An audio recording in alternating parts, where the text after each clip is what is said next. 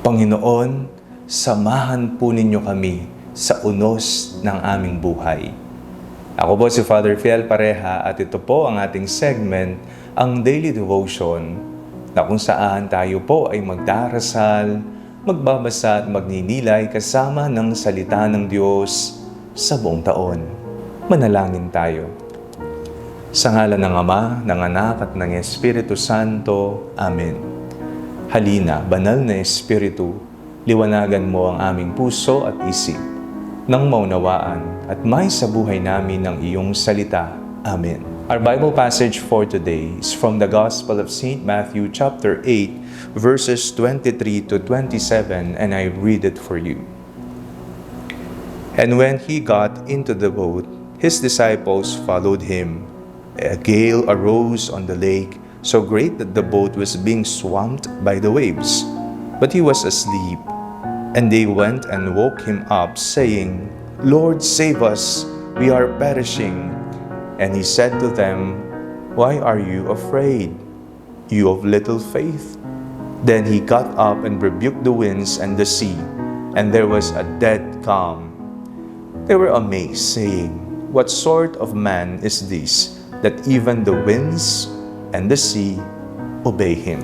Sa mga bagyo na dumarating sa ating buhay, katulad ng rumaragasang alon, sa mga delubyo, sa mga pagsubok na hindi po natin nabubuhat ng mag-isa, sa mga iniiyakan natin na pangyayari at karanasan, tayo po ay napapasigaw, Lord, tulungan po ninyo kami.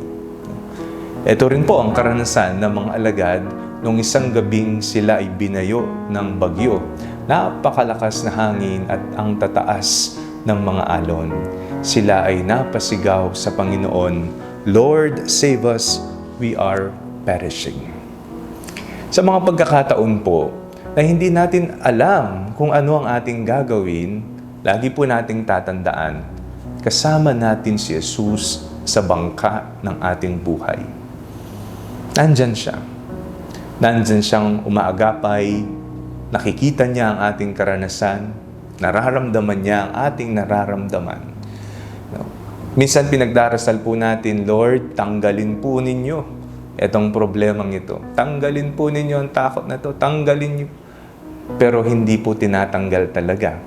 Kung hindi, mas lalo niyang pinapatingkad at ipinapadama sa atin na kasama natin siya. At kasama natin siyang lalaban sa ating buhay. Kasama natin siyang magbubuhat sa mga problema natin. Kasama natin siyang sasagupa sa napakataas na alon ng mga pagsubok sa ating buhay. Sapagkat ang Diyos ay Emmanuel, God is with us.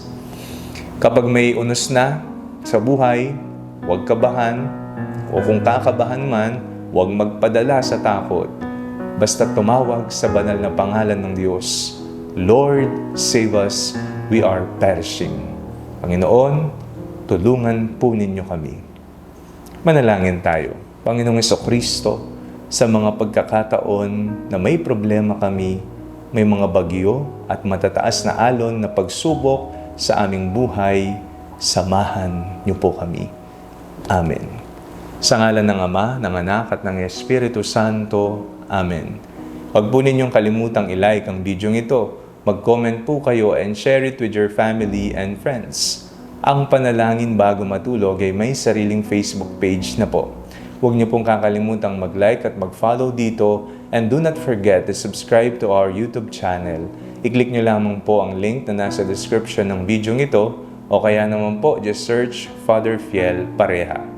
At kung nais niyo pong maging updated sa ating pagpapahayag, you can join our broadcast channel dito po sa ating Facebook page. God bless you po.